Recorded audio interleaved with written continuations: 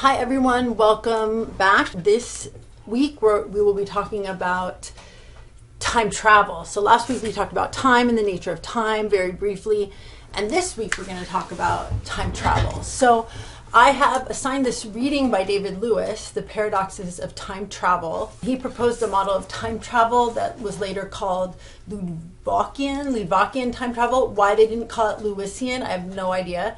That sort of model of time travel is seen in Bill and Ted's Excellent Adventure, Terminator, Time Crimes, which is a Spanish film. Really great. I would recommend it if you could dig it up. 12 Monkeys, and then some episodes of Doctor Who, Star Trek, and Futurama. And I'm sure there's a ton more that fit this model of time travel. So if you, after reading the chapter, if you could suggest some additional movies that fit this paradigm, this Lewisian time travel paradigm, I'd be grateful for you to suggest them. So I'm splitting this lecture up into 3 sections. The first, we're going to talk about the question of whether time travel is possible. Before we talk about Lewis's model and all this, we need to get clear on what the word possible even means. Because if you ask this question in certain circles, people are like, what? Of course time travel is not possible. We can mean there's different senses of the word possibility. You can mean physically possible. So is time travel possible in this sense? I mean, physically possible and consistent with the laws in our universe that we could fly to the moon and walk on it. Walking on the moon, flying in an airplane. So these are things that we've already done that are physically possible, that we've demonstrated by actually doing it. And here's something else. I just threw this out here because I thought it was cool. It's something that is physically possible but not actual. So bioluminescent Christmas lights. You could splice in bioluminescent genes into something like holly or to some organic substance, and then put the growing holly all around your house, and it would bioluminesce under its own power, and you wouldn't have to plug it in. No, as far as I know, no one's created boughs of living holly or living Christmas trees that are bioluminescent, but it is physically possible because scientists did this with tobacco plants. They spliced in, I think, firefly DNA into tobacco plants, and the tobacco plants glowed in the dark. That's physically possible in our world, but not yet actual. So this is one sense of the word possible. It's that it can be done in our world. So there's a different sense of the word possible that what David Lewis is getting at and what philosophers are getting at, and what logical possibility.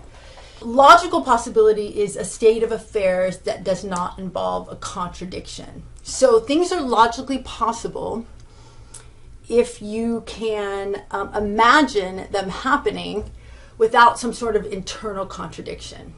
So they don't necessarily have to be possible in our world, possible or actual. So for example, a flying pig, I could ask you, is that possible, a flying pig? Or a flying animal that looks like this.